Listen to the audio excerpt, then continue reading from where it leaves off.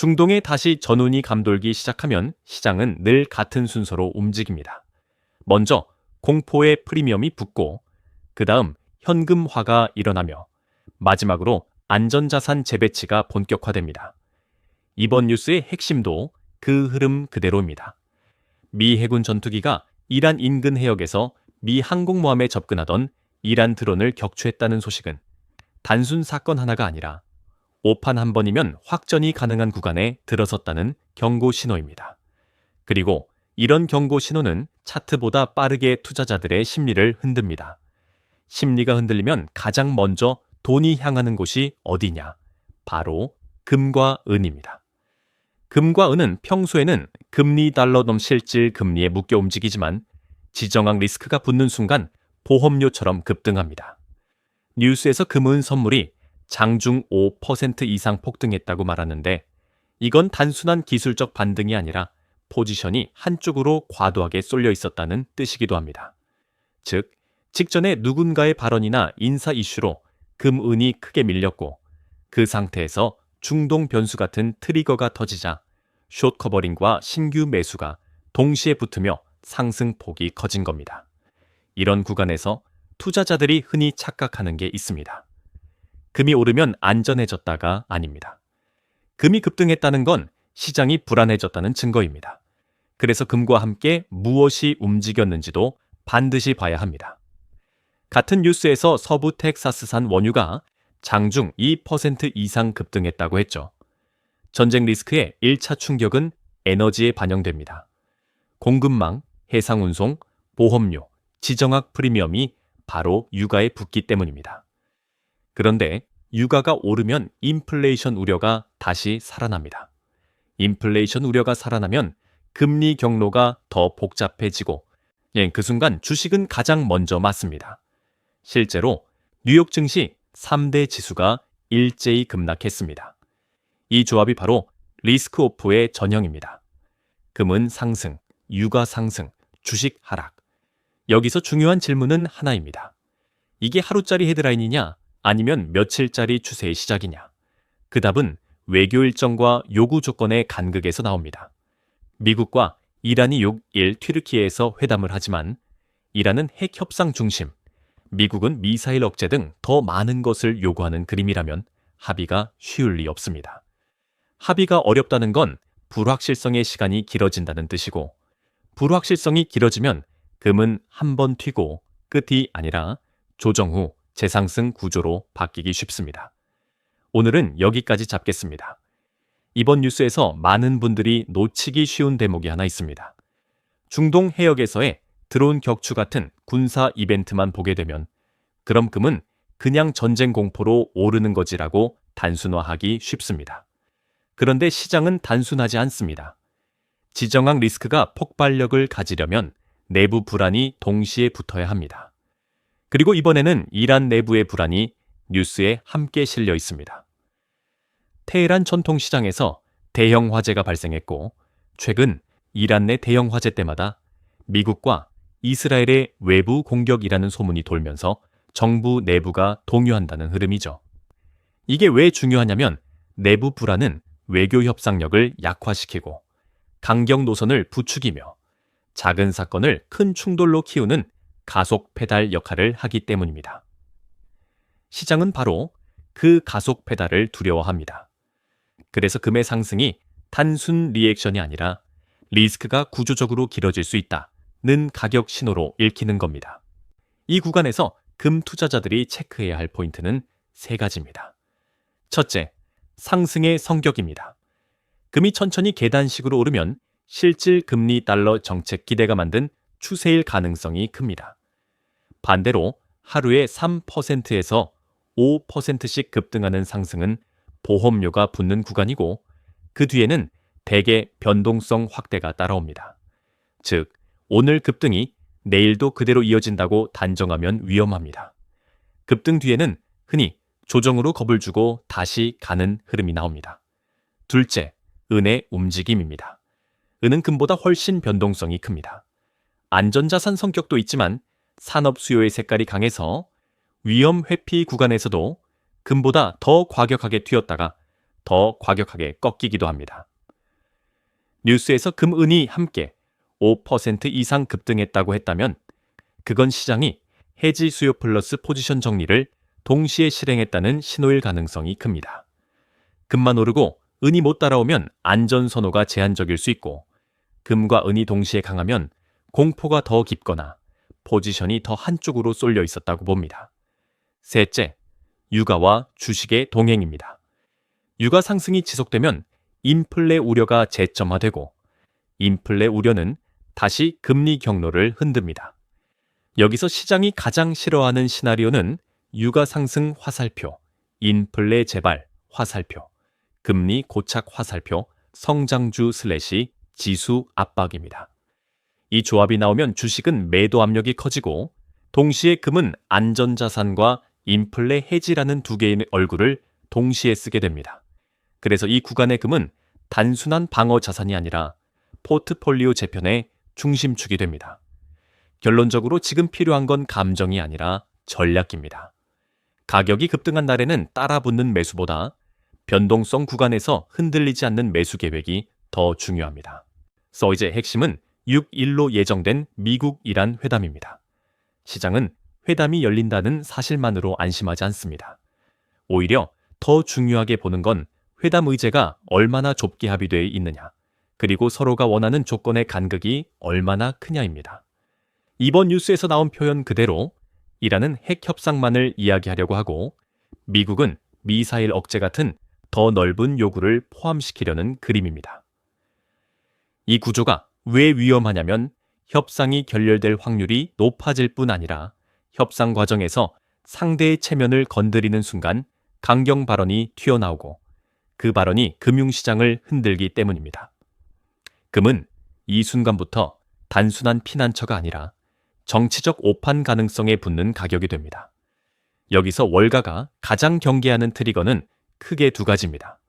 첫째, 협상 직전 혹은 협상 도중에 발생하는 기습적 군사 이벤트입니다. 뉴스에서도 과거에도 핵 협상이 예정된 상태에서 공습이 있었던 만큼 이번에도 기습 공격 가능성이 거론된다는 뉘앙스를 던졌죠. 이런 시나리오가 시장에 퍼지면 가장 먼저 움직이는 건 옵션 시장의 변동성입니다. 변동성이 올라가면 기관들은 주식 비중을 줄이고 현금 비중을 늘리며 동시에 포트폴리오 보험으로 금 노출을 확대합니다. 그래서 금은 종종 실제 폭발이 터진 뒤가 아니라 터질 수 있다는 확률이 올라가는 순간에 먼저 반응합니다.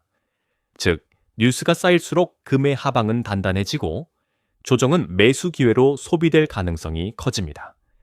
둘째, 확전이 아니라도 충분히 위험한 긴장 장기화입니다. 사람들은 전쟁이 나야 금이 오른다고 생각하지만 시장은 오히려 전쟁이 나지 않은 채로 긴장이 계속되는 상태를 더 싫어할 때가 많습니다. 왜냐하면 기업 실적과 소비는 불확실성을 싫어하고 에너지 운송, 보험료 같은 비용은 불확실성이 길수록 구조적으로 높아지기 때문입니다. 유가가 단발성으로 튄 뒤 바로 꺾이면 주식은 금방 회복하지만 유가가 박스권을 한 단계 위로 올려버리면 인플레이션 기대가 끈질기게 살아납니다. 이 경우 금은 안전자산뿐 아니라 비용 상승의 해지로서 매수층이 넓어집니다. 투자 관점에서 지금의 금 시장을 읽는 방법은 간단합니다. 첫째, 급등 다음 날의 조정을 공포로 해석하지 말고 시장이 포지션을 재배치하는 정상 과정으로 봐야 합니다. 둘째, 단기 가격보다 조건 변화를 보세요. 회담의 메시지가 완화되는지, 요구 조건의 간극이 좁혀지는지, 유가가 눌리는지, 달러가 강해지는지, 이 네 가지가 금의 다음 파동을 결정합니다. 셋째, 현물과 선물의 심리를 구분해야 합니다. 공포 구간에서는 선물이 과열되고 그 다음엔 현물이 천천히 따라붙는 구조가 자주 나옵니다. 그래서 단기 트레이더의 영역과 중기 포트폴리오의 영역을 분리하는 것이 핵심입니다. 6일 회담은 평화의 신호가 아니라 변동성의 이벤트입니다. 이벤트가 다가올수록 시장은 더 비싸게 보험을 사고 보험을 삽니다. 그리고 그 보험의 이름이 금입니다. 이번 장면에서 시그널이 하나 더 있습니다. 이란이 아랍에미리트, 특히 아부다비 인근군 기지의 위성 사진을 공개하며 위협 메시지로 응수했다는 대목이죠. 많은 분들은 이런 뉴스가 말싸움처럼 보일 수 있습니다. 하지만 금융시장에서 위성 사진 공개는 단순한 말이 아닙니다.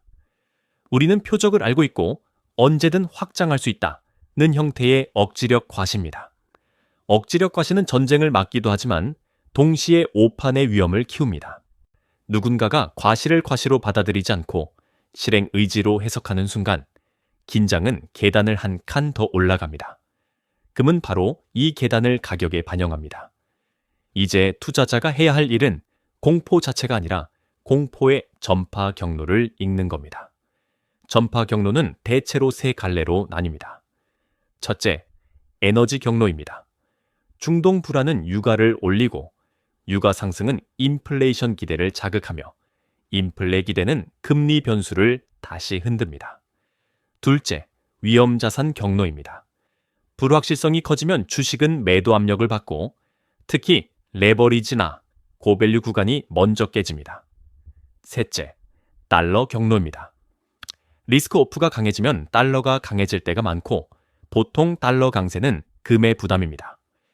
그런데 중요한 건 지정학 리스크가 강하게 붙는 구간에서는 달러 강세에 금 리스크보다 공포 프리미엄이 더 크게 작동할 수 있다는 점입니다. 그래서 금이 달러와 같은 방향으로 오르는 이른바 둘 다 강한 구간이 나타나기도 합니다.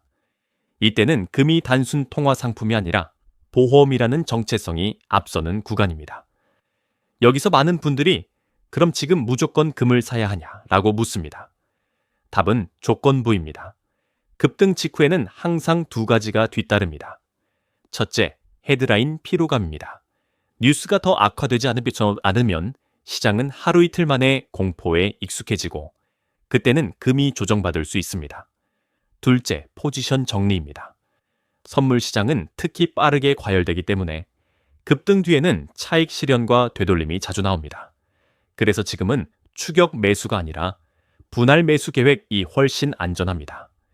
예를 들어 회담 전후 변동성 확대 구간에서 1차, 조정이 깊어질 때 2차, 그리고 조건 변화가 확인될 때 3차로 나누는 방식이죠. 이렇게 하면 가격을 맞추려는 스트레스가 줄고 이벤트 리스크에 휘둘릴 확률도 낮아집니다. 또 하나, 금과 은의 역할 분리도 필요합니다. 금은 보험의 핵심이고 은은 레버리지 성격이 강합니다. 공포가 커질 때 은은 더 크게 오르지만 공포가 누그러질 때 더 크게 흔들립니다. 따라서 포트폴리오에서 금을 중심축으로 두고 은은 비중을 낮추거나 단기 전략으로 운용하는 것이 변동성 관리에 유리합니다. 특히 지금처럼 지정학 이벤트가 연쇄적으로 이어질 가능성이 있을 때는 크게 먹자보다 살아남자가 우선입니다. 이 뉴스의 본질은 하나입니다. 중동 리스크는 단발성 사건이 아니라 외교 내부 불안 억지력 과시가 맞물린 복합 이벤트라는 것. 복합 이벤트의 시대에는 금이 단순 자산이 아니라 포트폴리오의 안전 벨트가 됩니다. 이제 뉴욕 증시 동반 급락이라는 결과를 금 투자 관점에서 다시 해석해 보겠습니다. 주식이 급락할 때 금이 항상 오르는 건 아닙니다. 진짜 중요한 건 급락의 원인입니다. 성장 둔화 공포로 주식이 떨어지면 현금 선호가 커지면서 금도 같이 밀릴 수 있습니다. 반대로 지정학 리스크, 전쟁 프리미엄, 에너지 쇼크처럼 불확실성의 충격으로 주식이 떨어지면 금은 오히려 보험 수요로 강해질 확률이 큽니다. 이번 뉴스는 후제 가깝습니다. 금, 은이 뛰고 유가가 오르고 주식이 빠졌다는 조합 자체가 불확실성 충격의 전형이기 때문입니다. 여기서 시장의 심리는 보통 이렇게 진행됩니다. 1단계는 해지입니다. 기관은 주식의 델타를 줄이기 위해 선물 매도, 옵션 방어를 걸고 동시에 금과 달러 같은 방어 자산을 늘립니다. 2단계는 디레버리징입니다. 변동성이 커지면 레버리지가 높은 포지션이 강제 청산되며 주식 매도 폭이 커집니다. 3단계는 리밸런싱입니다. 리스크 자산이 줄어든 만큼 안전자산 비중이 상대적으로 커지고 그 비중 조정이 가격을 한 번 더 밀어 올립니다. 금이 단발성으로 튀는 게 아니라 며칠에 걸쳐 지지력을 가지는 이유가 여기 있습니다. 그렇다면 지금 금 투자자는 어떤 지표를 봐야 하느냐? 저는 가격보다 조건 3가지를 먼저 보라고 합니다. 첫째, 유가의 지속성입니다. WTI가 하루 튀고 끝나느냐, 아니면 며칠간 고점을 높여가며 눌림 없이 버티느냐. 유가가 버티면 인플레 기대가 살아남고, 인플레 기대가 살아남으면 금의 하방이 단단해집니다. 둘째, 달러의 방향입니다. 리스크 오프에서 달러가 강해지는 건 자연스러운 흐름입니다. 문제는 달러 강세가 금의 상승을 꺾을 만큼 강하냐는 것입니다. 지정학 프리미엄이 강한 구간에서는 금이 달러 강세를 견디는 모습이 자주 나옵니다. 이때 금이 조정받아도 깊게 빠지지 않는다면 시장은 이미 금을 보험으로 인식하고 있다고 봅니다. 셋째, 채권 금리의 움직임입니다. 공포가 깊어지면 장기 금리가 하락하는데 만약 유가 상승이 장기 금리 하락을 막아버리면 스태그플레이션 우려가 고개를 들 수 있습니다. 스태그플레이션 시나리오는 금에 유리한 환경으로 자주 작동합니다. 전략 측면에서는 한 가지 원칙만 기억하면 됩니다. 급등한 날에 결심하지 말고 조정한 날에 규칙대로 움직여라. 급등한 날은 감정이 과열되고 뉴스가 과장되며 가격이 이미 보험료를 많이 반영했을 수 있습니다. 반대로 조정이 나오면 시장은 공포를 가격으로 소화하는 과정에 들어가고 그때가 오히려 리스크 대비 기대 수익이 좋아집니다. 따라서 지금 구간에서의 실전 플레이는 1. 핵심 금 비중을 먼저 확보하되 과도한 추격은 피하고 2. 회담 전후 변동성 확대 시 분할로 추가하며 3. 유가 달러 금리 조건이 유리하게 유지되는지 확인하면서 비중을 조정하는 방식이 가장 합리적입니다. 이번 뉴욕 증시 급락은 금에게 경고이자 기회입니다. 경고는 변동성이 커졌다는 뜻이고 기회는 보험이 필요한 시간이 길어질 수 있다는 뜻입니다. 그리고 시장은 지금 그 보험을 다시 사고 있습니다. 이제 결론을 내리겠습니다. 이번 뉴스에서 가장 중요한 메시지는 중동 리스크가 다시 가격의 중심으로 돌아왔다는 것입니다. 단순히 하루짜리 헤드라인이 아니라 군사 이벤트와 이란 내부 불안, 외교 이벤트, 억지력 과시, 그리고 시장 반응이 한 줄로 연결돼 있습니다. 이 연결이 끊기지 않는 한 금은 사람들이 불안해질 때만 잠깐 오르는 자산이 아니라 불확실성이 지속될 때 포트폴리오를 지탱하는 자산으로 다시 자리 잡습니다. 그럼 여기서 현실적인 질문이 남습니다. 지금 금을 어떻게 사야 하느냐? 저는 답을 3단계로 정리합니다. 1단계는 방어적 기본 포지션입니다. 지정학 리스크는 예측이 아니라 대응의 영역이기 때문에 완벽한 바닥을 기다리다가 놓치기 쉽습니다. 그래서 핵심 비중은 먼저 확보하되 한 번에 몰아넣지 않는 것이 중요합니다. 2단계는 변동성 구간의 분할 확대입니다. 회담 전후에는 뉴스가 쏟아지고 발언 하나에 가격이 흔들립니다.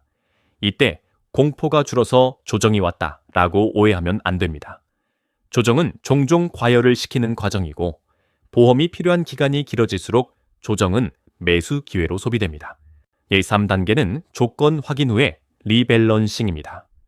유가가 계속 강한지, 달러가 급격히 치솟는지, 금리가 어떤 방향으로 움직이는지 이 3가지가 금의 다음 파동을 결정합니다. 조건이 금에 우호적으로 유지되면 비중을 유지하거나 확대하고 조건이 꺾이면 일부를 현금화하며 변동성을 줄이는 겁니다. 또 하나 중요한 건 기대치 관리입니다. 뉴스에서 금은 선물이 장중 5% 이상 급등했다고 하면 많은 개인 투자자는 이제 금이 본격적으로 날아간다 라고 생각합니다. 하지만 급등은 언제나 비용을 동반합니다. 비용이란 변동성이고 변동성이란 흔들림입니다. 금은 우상향 자산처럼 보이지만 실제로는 크게 흔들리며 올라가는 자산입니다. 특히 지정학 프리미엄이 붙는 상승은 더 그렇습니다. 오늘 급등했다면 내일은 흔들릴 가능성도 높고 그 흔들림이 크면 심리적으로 흔들릴 수 있습니다. 그래서 가격의 단기 방향을 맞추려 하지 말고 흔들려도 무너지지 않는 구조를 만드는 것이 핵심입니다. 이번 이벤트에서 투자자가 절대 잊지 말아야 할 문장이 있습니다. 금이 오르는 이유는 금이 좋아서가 아니라 세상이 불안해졌기 때문입니다. 그러니 금을 살 때는 수익만 보지 말고 보험을 산다는 관점으로 접근해야 합니다. 보험은 비싸게 사면 손해처럼 느껴지지만 필요한 순간에는 포트폴리오를 살립니다. 지금 시장이 보여주는 신호는 분명합니다. 불확실성이 다시 커졌고 시장은 다시 보험료를 지불하기 시작했습니다. 그 보험료의 이름이 금입니다.